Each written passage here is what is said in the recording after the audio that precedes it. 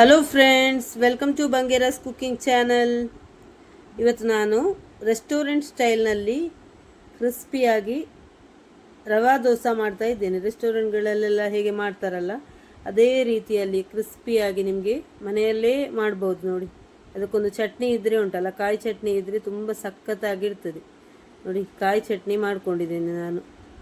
ಇದು ರವಾ ದೋಸೆ ಹೇಗೆ ಮಾಡೋದು ಅಂತ ನೋಡುವ. ತುಂಬ ಸಿಂಪಲ್, ಇನ್ಸ್ಟೆಂಟಾಗಿ ಮಾಡ್ಬೋದು. ಮಾಡಲಿಕ್ಕೆ ಏನು ತುಂಬ ಕೆಲಸ ಇಲ್ಲ. ನಿಮಗೆ ಬೆಳಗಿನ ಹೊತ್ತಲ್ಲಿ ದಿಢೀರಂತ ಏನಾದರೂ ತಿಂಡಿ ಮಾಡಬೇಕಂತ, ಬ್ರೇಕ್ಫಾಸ್ಟಿಗೆ ಏನಾದರೂ ಮಾಡಬೇಕಂತ ಅನಿಸಿದರೆ ಈ ಥರ ರವಾ ದೋಸೆ ಮಾಡ್ಬೋದು. ತುಂಬ 10 ನಿಮಿಷದಲ್ಲಿ ಮಾಡುವಂತಹ ದೋಸೆ. ಏನು ಇದು ಇದು ಬರಲಿಕ್ಕೆ ಇಲ್ಲ, ಹುಳಿ ಬರಲಿಕ್ಕೆ ಇಲ್ಲ, ಹಿಟ್ಟೇನು ಹುಳಿ ಬರಿಸಬೇಕಂತ ಹೇಳಿ ಏನೂ ಇಲ್ಲ.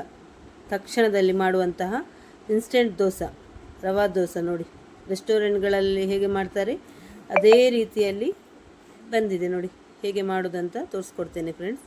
ನನ್ನ ಚಾನಲನ್ನು ಇನ್ನೂ ಸಬ್ಸ್ಕ್ರೈಬ್ ಮಾಡೋದು ನೋಡ್ತಿರುವವರು ಚಾನಲ್ಗೊಂದು ಸಬ್ಸ್ಕ್ರೈಬ್ ಮಾಡೋದನ್ನು ಮರಿಬೇಡಿ ಫ್ರೆಂಡ್ಸ್. ವಿಡಿಯೋವನ್ನು ಸ್ಕಿಪ್ ಮಾಡದೆ ಪೂರ್ತಿಯಾಗಿ ನೋಡಿ. ಮೊದಲಿಗೆ ನಾನು ಒಂದು ಕಪ್ಪಿನಷ್ಟು, ದೊಡ್ಡ ಕಪ್ಪಿನಲ್ಲಿ 1 ಕಪ್ಪಿನಷ್ಟು ಅಕ್ಕಿ ಹಿಟ್ಟು ತಗೊಂಡಿದ್ದೇನೆ ನೋಡಿ. ಅಕ್ಕಿ ಹಿಟ್ಟು 1 ಕಪ್ ಅಕ್ಕಿ ಹಿಟ್ಟು. ಇದಕ್ಕೆ ಒಂದು ಅರ್ಧ ಕಪ್ಪಿನಷ್ಟು ಇದು ಮೈದಾ ಹಿಟ್ಟನ್ನು ಹಾಕ್ಕೊಳ್ತಾ ಇದ್ದೇನೆ. ನೀವು ಅಕ್ಕಿ ಹಿಟ್ಟು ಎಷ್ಟು ತಗೊಳ್ತೀರಿ ಅದರ ಅರ್ಧದಷ್ಟು ಮೈದಾ ಹಿಟ್ಟು ಮತ್ತು 1/4 ಭಾಗದಷ್ಟು ರವೆ, ಬಾಂಬೆ ರವೆ. ಇದಕ್ಕೆ ನೀರು ಹಾಕಿ ಕಲಸ್ಕೊಂಡಿದ್ದೇನೆ ನೋಡಿ. ನಾನು ನೀರು ಎಷ್ಟು ಬೇಕು ನೋಡಿಕೊಂಡು ಹಾಕಿ ಕಲಿಸ್ಬೇಕು. ನಾವು ನೀರು ದೋಸೆ ಎಲ್ಲ ಮಾಡ್ತೀವಲ್ಲ ಆ ಹದದಲ್ಲಿ ಇರಬೇಕು. ತುಂಬ ದಪ್ಪ ಮಾಡಲಿಕ್ಕಿಲ್ಲ. ನೀವು ಈ ಉದ್ದಿನ ದೋಸೆ ಎಲ್ಲ ಮಾಡುವ ಹಾಗೆ ದಪ್ಪ ಮಾಡಲಿಕ್ಕಿಲ್ಲ ನೋಡಿ. ಈ ಥರ ನೀರಾಗಿರಬೇಕು ಹಿಟ್ಟು. ಇದೊಂದು 5 ನಿಮಿಷ ಇಟ್ಟರೆ ಒಳ್ಳೆಯದು. ನಿಮಗೆ ರವೆ ಎಲ್ಲ ಉಂಟಲ್ಲ ಚೆನ್ನಾಗಿ ನೆನೀತದಲ್ಲ, ಚೆನ್ನಾಗಿ ನೆನೆದಷ್ಟು ಚೆನ್ನಾಗಿ ಬರ್ತದೆ ನೋಡಿ. ರುಚಿಗೆ ಉಪ್ಪು ಹಾಕ್ಕೊಂಡೆ ನಾನು. ಉಪ್ಪು ಹಾಕ್ಕೊಳ್ತಾ ಇದ್ದೇನೆ, ರುಚಿಗೆ ಬೇಕಾದಷ್ಟು ಉಪ್ಪು. ಕೊತ್ತಂಬರಿ ಸೊಪ್ಪು ಫೈನಾಗಿ ಚಾಪ್ ಮಾಡಿಕೊಂಡು ಕೊತ್ತಂಬರಿ ಸೊಪ್ಪು ಹಾಕ್ಕೊಳ್ತಾ ಇದ್ದೇನೆ ನೋಡಿ. ಶುಂಠಿ ನೋಡಿ, ಸಣ್ಣದಾಗಿ ಕಟ್ ಮಾಡಿರುವಂತಹ ಶುಂಠಿ. ಇದು ಶುಂಠಿ ಎಲ್ಲ ಹಾಕ್ಕೊಳ್ಳೋದ್ರಿಂದ ಫ್ಲೇವರ್ ತುಂಬ ಚೆನ್ನಾಗಿ ಬರ್ತದೆ. ಶುಂಠಿ ಎಲ್ಲ ಸ್ವಲ್ಪ ಜಾಸ್ತಿನೇ ಹಾಕ್ಕೊಳ್ಬೇಕು. ನಿಮಗೆ ಗ್ಯಾಸ್ಟ್ರಿಕ್ಕಿಗೆ ಕೂಡ ಒಳ್ಳೆಯದು ಶುಂಠಿ ಎಲ್ಲ ಹಾಕ್ಕೊಳ್ಳೋದ್ರಿಂದ ನೋಡಿ. ಕಾಯಿ ಮೆಣಸು ಒಂದು 2-3 ಕಾಯಿ ಮೆಣಸು ಹಾಕ್ಕೊಂಡಿದ್ದೇನೆ ನಾನು. ಸಣ್ಣಗೆ ಕಟ್ ಮಾಡಿಕೊಂಡು ಹಾಕ್ಕೊಳ್ಬೇಕು.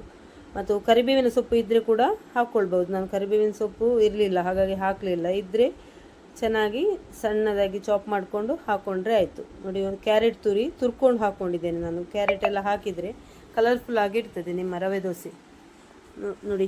ತೆಂಗಿನ ತುರಿ ಹಾಕ್ಕೊಂಡ್ರೆ ನಾನು ಒಂದು 2-3 ಚಮಚದಷ್ಟು ತೆಂಗಿನ ತುರಿ ಹಾಕ್ಕೊಂಡು ನೋಡಿ. ಈಗ ಗೇರು ಬೀಜ ಹಾಕ್ಕೊಳ್ತಾ ಇದ್ದೇನೆ ನಾನು. ಸಣ್ಣದಾಗಿ ಕಟ್ ಮಾಡಿ ಗೇರು ಬೀಜ, ಗೋಡಂಬಿ. ಈಗ ಜೀರಿಗೆ ಹಾಕ್ಕೊಳ್ತಾ ಇದ್ದೇನೆ. ಒಂದು ಟೀ ಸ್ಪೂನ್ನಷ್ಟು ಜೀರಿಗೆ ಎಲ್ಲ ಹಾಕಿ ಚೆನ್ನಾಗಿ ಮಿಕ್ಸ್ ಮಾಡ್ಕೊಳ್ತಾ ಇದ್ದೇನೆ ನೋಡಿ. ಈ ಹದದಲ್ಲಿ ಇರಬೇಕು ಹಿಟ್ಟು. ನೀರು ಹಾಕಿ ಕಲಸ್ಕೊಂಡ್ರೆ ಆಯಿತು ನೋಡಿ. ಈ ಹದದಲ್ಲಿ ಇರಬೇಕು. ತುಂಬ ದಪ್ಪ ಮಾಡ್ಕೊಳ್ಬೇಡಿ, ತುಂಬ ನೀರು ಕೂಡ ಆಗಬಾರ್ದು. ನೀರಾದರೆ ನಿಮಗೆ ಫ್ರೈ ಆಗಲಿಕ್ಕೆ, ನಿಮಗೆ ಕಾಯಲಿಕ್ಕೆ ತುಂಬ ಹೊತ್ತು ತಗೊಳ್ತದೆ ನೋಡಿ. ಈ ಹದದಲ್ಲಿ ಬೇಕು ದೋಸೆ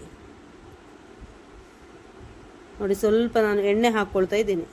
ಒಂದು 2 ಟೇಬಲ್ ಸ್ಪೂನ್ನಷ್ಟು ಎಣ್ಣೆ ಹಾಕ್ಕೊಳ್ತಾ ಇದ್ದೀನಿ. ಎಣ್ಣೆ ಹಾಕ್ಕೊಳ್ಳೋದ್ರಿಂದ ನಿಮಗೆ ಈ ದೋಸೆ ಉಂಟಲ್ಲ ತವಕ್ಕೆ ಹಿಡ್ಕೊಳ್ಳೋದಿಲ್ಲ. ಅದಕ್ಕಾಗಿ ನಾನು ಹಾಕ್ಕೊಳ್ಳೋದು. ಅಂದರೆ ಇದೊಂದು ಟಿಪ್ಸ್ ನಿಮಗೆ ನೋಡಿ. ನೀವು ಸ್ವಲ್ಪ ಹಿಟ್ಟಿಗೆ ಎಣ್ಣೆ ಹಾಕ್ಕೊಳ್ಳೋದ್ರಿಂದ ನಿಮಗೆ ಈ ತವಕ್ಕೆ ಉಂಟಲ್ಲ ಈ ದೋಸೆ ಹಿಡ್ಕೊಳ್ಳೋದಿಲ್ಲ. ಕಬ್ಬಿಣ ತವದಲ್ಲಿ ಮಾಡಿದರೆ ತುಂಬ ಚೆನ್ನಾಗಿ ಬರ್ತದೆ. ಕಬ್ಬಿಣದ ತವದಲ್ಲಿ ಮಾಡುವಾಗ ಸ್ವಲ್ಪ ಎಣ್ಣೆ ಹಾಕ್ಕೊಳ್ಳೋದ್ರಿಂದ ಇಟ್ಕೊಳ್ಳೋದಿಲ್ಲ. ಅದು ನಾನ್ ಸ್ಟಿಕ್ಕಲ್ಲೆಲ್ಲಾದರೆ ಬೇಗ ಹೇಳ್ತದೆ, ಏನು ತೊಂದರೆ ಇಲ್ಲ.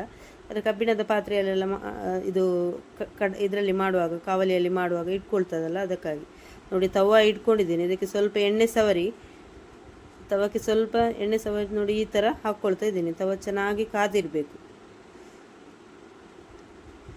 ನೋಡಿ. ಮುಚ್ಚಿಟ್ಟು ಕಾಯಿಸ್ತಾ ಇದ್ದೇನೆ ನೋಡಿ.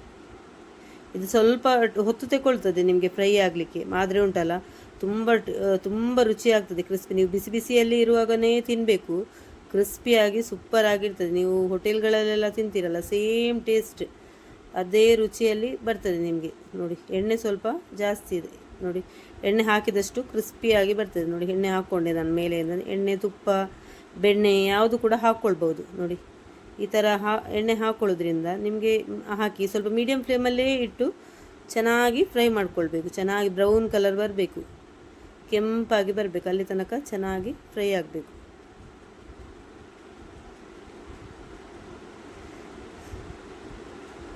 ನನ್ನ ವಿಡಿಯೋ ನೋಡ್ತಿರುವವರು ಲೈಕ್ ಕೊಡೋದನ್ನು ಮರಿಬೇಡಿ. ವಿಡಿಯೋ ಇಷ್ಟ ಆದರೆ ಒಂದು ಲೈಕ್ ಕೊಡಿ ಫ್ರೆಂಡ್ಸ್. ನೋಡಿ ಕಲರ್ ನೋಡಿ ಯಾವ ಥರ ಬಂದಿದೆ. ಅದರಷ್ಟಕ್ಕೆ ಸೈಡ್ ಬಿಟ್ಕೊಂಡು ಬರ್ತದೆ, ಬಿಟ್ಕೊಂಡು ಬರುವಾಗ ಈ ಥರ ಎಬ್ಬಿಸಿದರೆ ಆಯಿತು. ನೀವು ಫೋರ್ಸ್ಫುಲಿ ನೀವಾಗಿ ಎಬ್ಬಿಸಲಿಕ್ಕೆ ಹೋಗಬೇಡಿ, ಅದಾಗೆ ಸೈಡೆಲ್ಲ ಬಿಟ್ಕೊಂಡು ಬರ್ತದೆ. ನೀವೇ ಎಬ್ಬಿಸಿದರೆ ಅದು ಕರೆಕ್ಟಾಗಿ ಬರೋದಿಲ್ಲ. ಅದಕ್ಕಾಗಿ ಅದಾಗೆ ಬಿಟ್ಕೊಂಡು ಬಂದ ಮೇಲೆ ನೋಡಿ ಈ ಥರ ತೆಗಿಬೇಕು. ನೋಡಿ ಎಷ್ಟು ಕ್ರಿಸ್ಪಿಯಾಗಿ ಬಂದಿದೆ ನೋಡಿ ದೋಸೆ. ನೋಡಿ ನೀವು ರೆಸ್ಟೋರೆಂಟ್ಗಳಲ್ಲೆಲ್ಲ ಹೋದರೆ ತಿಂತೀರಲ್ಲ, ಅದೇ ಥರ ಬರ್ತದೆ ನೋಡಿ. ಕ್ರಿಸ್ಪಿಯಾಗಿ ಬಿಸಿ ಬಿಸಿಯಾಗಿ ತಿಂದರೆ ಉಂಟಲ್ಲ, ತುಂಬ ಚೆನ್ನಾಗಿರ್ತದೆ ನೋಡಿ. ಈ ಥರ ನಾನೊಂದು ನೀರುಳ್ಳಿ ತಗೊಂಡಿದ್ದೀನಿ. ನೀರುಳ್ಳಿಯಲ್ಲಿ ಎಣ್ಣೆ ಸವರಲಿಕ್ಕೆ ತುಂಬ ಒಳ್ಳೆಯದಾಗ್ತದೆ, ಫ್ಲೇವರ್ ಚೆನ್ನಾಗಿರ್ತದೆ. ಇಲ್ಲದ್ರೆ ಈ ಬಾಳೆಹಣ್ಣಿನ ಬಾಳೆ ಗಿಡದ ದಿಂಡು ಉಂಟಲ್ಲ, ಅದರಲ್ಲಿ ಕೂಡ ಎಣ್ಣೆ ಸವರ್ಬೋದು ನೋಡಿ. ಮತ್ತೊಂದು ದೋಸೆ ಹಾಕ್ತಾ ಇದ್ದೇನೆ ನೋಡಿ.